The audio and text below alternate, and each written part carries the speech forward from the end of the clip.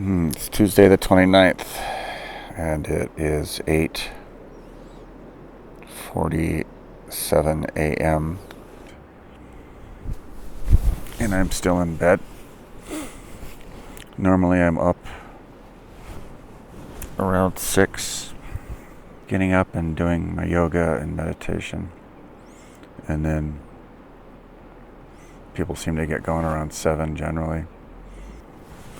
Today we're going a little slower than normal because we dropped Leo, our Chinese interpreter, off in the town of Dege. His real name is Li Yutian. We dropped him off to pick up a couple things that we'd had shipped to Dege. And I don't know what else he's doing. Charging a couple batteries. We were not allowed to go in Dege. I think there's a lot of Tibetan festival type activity going on right now. It's the 60-year anniversary of the Dalai Lama leaving Tibet, so all of Tibet is closed. And Dege is a pretty active monastery or monasteries, so it's currently closed. We don't actually have a permit to run the river, so we're trying to stay under the radar a little bit, which is hard on the stretches of river where it's populated and we're quite visible as we float down the river. Yesterday we did 86 kilometers of river. Huge day, long day, but pretty much easy rapids the whole way. What Rocky calls class 2. I would call it a Yangtze class 2 because I would never send a beginning kayaker down what we did yesterday. Not hard in the rafts, not hard for an accomplished kayaker, but the water's so pushy. I mean, the waves may not be that big, but then you get these eddy lines that are swirling and pushing against each other, and it would knock you over very quickly if you weren't a skilled kayaker.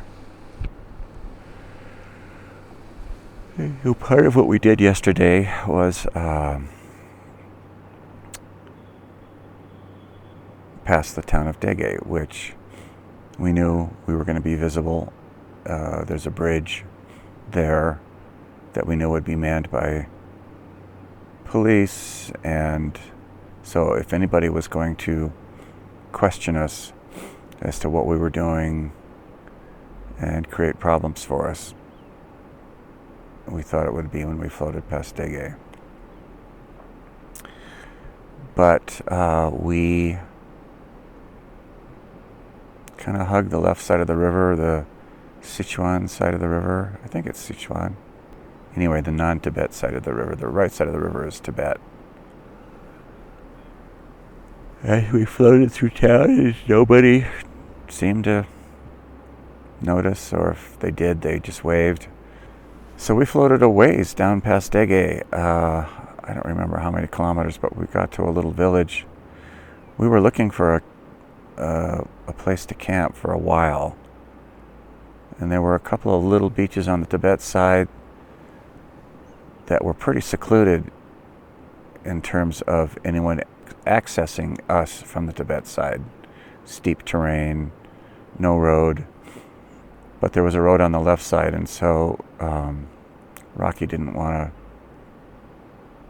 be seen on the Tibet side, even from the other side. So we kept floating, kept going downriver until we got to a small village, and I'll try to find out the name of it. And we pulled over there. It was getting late. It was I think about 6:30. And right away, a few guys came up to us and my belief is that these guys were Chinese, not Tibetans, because they weren't friendly. They told us they didn't want us to stay there. They didn't want us to take any pictures, that they were part of the government officials in the town, and that they couldn't guarantee our safety. That's what they kept saying. They couldn't guarantee our safety, which to me sounds like if something did happen to us, they would have to answer for it, and so they didn't want us there. And they kept pointing across to the Tibet side of the river, saying, "You can camp there. You can camp there," because there's no staff over there, is what they kept saying. But we knew we had been seen from that side, even though where they were pointing to was it wouldn't be easy to access where we were going to go camp from the other side. In other words, if somebody was going to come and check up on us, they'd have to make a little bit of an effort. So Rocky didn't really want to do it, but finally we sort of, because it was getting late and we weren't sure if there were any more options downriver, we finally decided to try to ferry the rafts across the river from one eddy to another eddy through the current.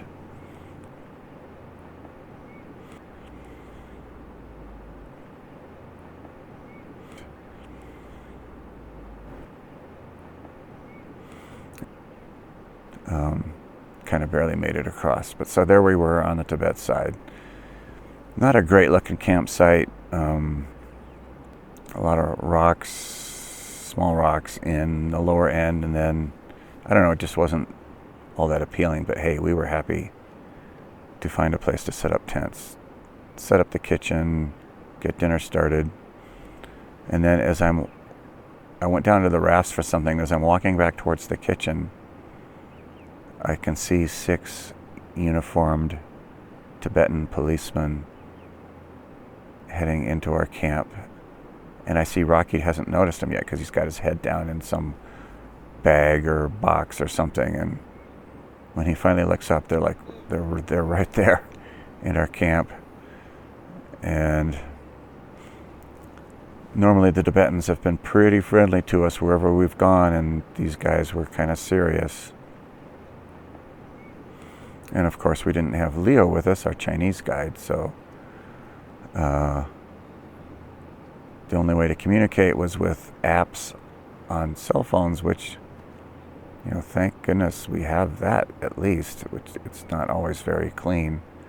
But these guys seem to know enough Chinese that we could use apps to try to communicate. But they asked for our passports, took everybody's passport, and then they took a picture.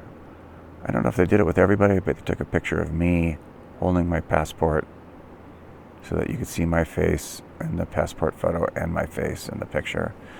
One of the guys was videotaping the whole thing, one of the Tibetan policemen, and they were questioning us as to why we were there and what we were doing, and where we came from and where we were going. And we pretty much expected that they were going to tell us to pack up and get out of there because we were on the Tibetan side, and all of Tibet is closed right now to foreigners. So yeah, we tried to call Leo to talk to them on the phone, but we weren't getting service. And anyway, the Tibetan police looked at all our passports, and first they were asking me questions, and then I think they sort of realized that Rocky was the leader, and they were asking him questions. And why are you going down the river? Why are you, and Rocky said into his app for translating, he said, "We are going down the river for sport and adventure." And eventually it seemed to satisfy these guys that we were not there to try to go into Tibet, that we were just there to camp and to move on. So after about a half an hour of questioning us, they finally all walked away, which was a relief because we'd already kind of set up camp. It was going to be dark soon, and it would have been really difficult to, not difficult, but a real pain in the ass to have to break down our kitchen and break down camp and reload the boats and to push down river and not know where we were going to be able to camp. It's there. We certainly do have unknown facing us, even though we came down 33 years ago in the Warren expedition, and Rocky has very carefully studied satellite maps. But the satellite photos are not current. They're 5 to 10 years old. So they've been quite helpful, but they're not telling us about this landslide rapid that we're going to be encountering. As soon as we get back on the river, probably within the next day or two, we don't really know exactly where it was. But certainly the biggest rapids, the ones that caused the Warren expedition to finally come to an end, are still yet in front of us. But we're talking about spending a night in a hotel, actually, in a little town that's 5 kilometers up a tributary. Bayou is the name of the town. We'll have to find somebody to watch the rafts. Are we going to be able to do that?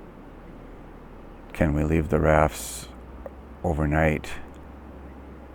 Some unanswered questions. I would love to be able to charge batteries. I don't care that much about staying in a hotel. I mean, if there were a way to get some clothes washed, some of my clothes are pretty stinky. But I would really like to have a fresh set of batteries for the second half of the trip, because my solar charging system that I had brought down and was going to rely on, the dry bag that held a lot of the charging equipment, had gotten compromised from water, and I was unable to make it work when I tried it. So yeah, I would love to get to a hotel and charge up batteries.